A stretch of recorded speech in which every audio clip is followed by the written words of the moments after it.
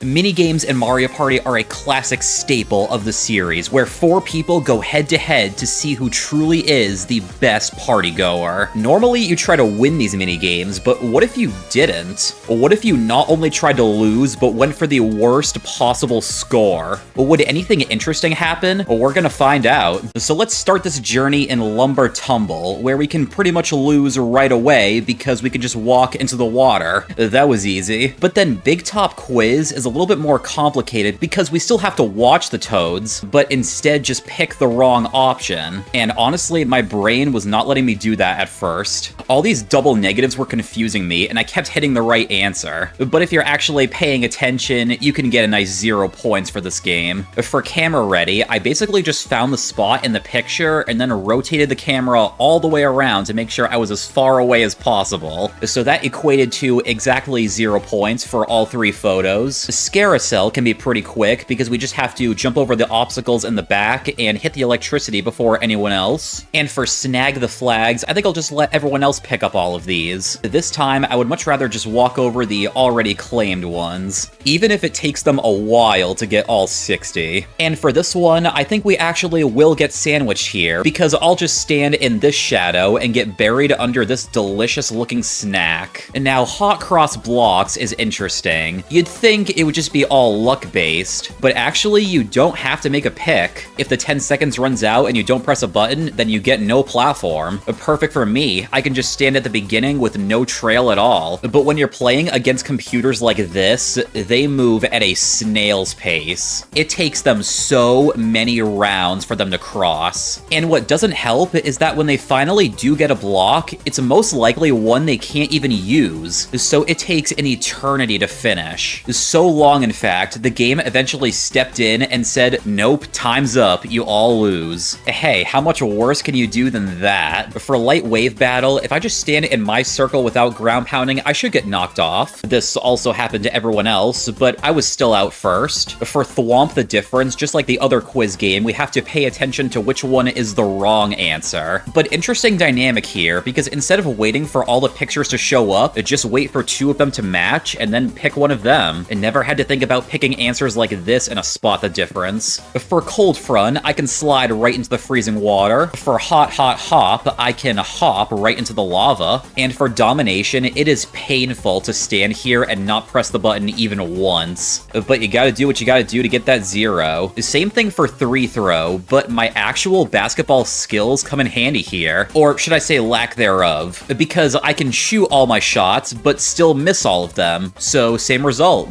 For Granite Getaway, we will not make like Indiana Jones and instead get crushed immediately. In Tilt-A-Golf, again, pretty similar to my actual golf skills, I'll just be in the sand trap for the entire round and wait for time to run out. Now for Nightlight, and I just don't really feel like cranking it right now. I'll let the castle have a new color on it this time. For Hammer at Home, I'll swing my hammer up, but just keep it there. What good is potential energy if you can't turn it into kinetic energy? For Twist and Soar, I guess the goal will be to put everything into the wrong bins at the bottom. But I don't know, I might have to debate this one a little bit because I'm still putting them in their own separate tanks and I'm not mixing any of them together. I don't know, in some ways it should work, but they're not gonna count it. For Shuttle Scuttle, let's zoom all the way to the side over here to get 2 shocks as fast as possible. And Tiny Triathlon is cool because I can just put the controller down and then everyone else goes off and I can't even see myself anymore. Probably not a good sign when you're in a race. Then for Pickaxe Dash, I think I'll just stand on this side of the dirt wall and let everyone else dig through for me. Gatekeepers is also kind of luck-based. The problem is I could just unintentionally pick the right key with the right door. So to prevent this, I just picked the wrong answers that were already done, like putting this rhombus key in the left door, although the other computers seem to follow my strategy for some reason. Then after one door was open, it came to a point where I didn't know what was right or what was wrong. Ultimately, when there were just 2 keys left, I didn't want to risk the 50-50, so I just let my time run out. And not only that, but once again, the entire game time ran out. So me and Toadette taking the tie for last. The Sled to the Edge should be called Sled Over the Edge, because I'll just hold onto the reins the entire time and get dragged all the way into the water. And now to the coin mini games, where ideally for all of these we can get the worst possible score of 0. 0. Ranks to riches is pretty simple because we can just hang out on this wall where no money should spawn. Treetop treasure I thought would be a similar story because we can just stand in the middle of these seesaws, but it turns out you can still get bounced by people walking into you. That was mildly inconvenient. It turns out the better strategy is to just stand on the edge of it like this. Still takes a bit of luck, but we should be able to get 0 coins from this. And now for treasure divers, and I just don't really feel like swimming today. You guys all go down there to grab the chests, so I'll just stay on the surface with the ship. In platform peril, don't gotta worry about the course at all because I can just jump around the corner like this. For stamp out, we can just stay in this one initial spot the entire time. 1 square of ink is required for everyone, and turns out that equals to 1% of the board. And for trampoline, if we just hold left, we can hit a spiky boy super fast. It's almost too easy. And now to the 1v3s, and we have Sunset Standoff. This one was actually kind of tricky. 5 shots for the solo player seems a little bit excessive, so it was kind of difficult to avoid everyone for all of the rounds. Thankfully, Wario was smart enough to see that when I go to the side, he should go to the other side. Trust me, not all computers would think like that, so I was very grateful. And now for the cookie cutters, and I'm not really hungry for dessert today. They do look really good, but I'll let these other 3 fill up their sheet. Unfriendly flying object. Why try to take out other people with these spikes when you could just stack them on top of each other like this and make a huge tower? That seems way more interesting in my opinion. Lost and Pound, again, another RNG game. Just gotta pick a space and hope you actually do get hit. So I just went for the front blue space for all 3 rounds just to make it consistent, and it actually worked somehow. Arch Rivals, yeah, I was never really a sharpshooter back in my day. I don't even know if I could win this if I was trying. Oh boy, now for the fun one. On again, off again. I'm gonna be real, I don't know if this game is just rigged for the one player, or if something just isn't programmed right with these computers. These CPUs are set to easy, and literally, no matter what I would do with these blocks up top, I would always win. It didn't matter if I tried to keep the spikes up there, did nothing at all, tried to have a pattern with it. The 3 down below could not avoid them. Seriously, I am convinced it is impossible to lose this game against the easy CPUs. But once I switched to normal difficulty, they actually remembered how to jump and finally avoided everything. Bruiser Bash is thankfully way simpler. Just gotta not swing my gloves at all, and nobody's getting knocked out of this arena. For a cage catch, I can just swim right beneath the cage, and it's already over. And now for income stream, where avoiding all the coins is a little difficult when riding on Plessy,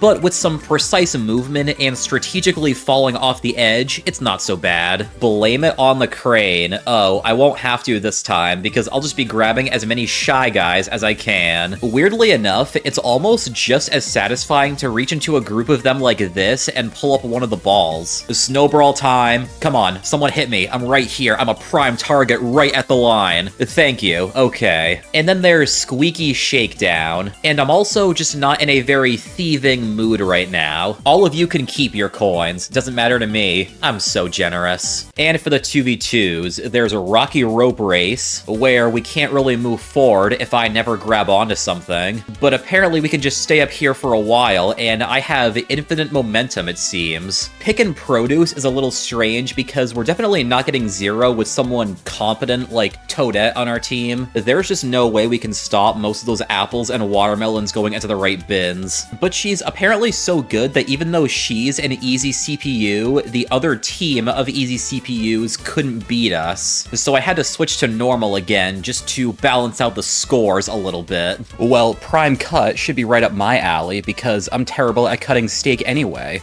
But again, I can't say the same for Toadette. She was always in just the right spot to get a good cutting angle. It was difficult to position myself so that we wouldn't get a 50-50. But after a few cuts, I think I figured out that if you just shoot over to the side right at the end, she has no time to react. Yes, those are some uneven pieces of meat. For Dory Pedal Paddle, at least here my teammate is pretty helpless if I just choose to do nothing on the left side. But for the Robo Arm Wrestle, I think I'll just not hit the button this time. How does that sound? Yeah, you know how it goes. 2 pressers is better than 1. For Shadow Play, I was trying to make it so that I pick the opposite design each time. Look, this one's fully upside down. Oh, yeah, and because of that, we did did not get a single point. In Matchmakers, it's kind of funny how I can pick up one card, and then Toadette is just helplessly standing there. I kind of like how she goes back and forth between the two cards so that you can see what the answer is, even if you're not doing anything. But sorry, that's not going to change my end goal. In Defuse or Lose, I'm actually going to have to work towards keeping Toadette away from the sparks. All we need is one of them to get away, though.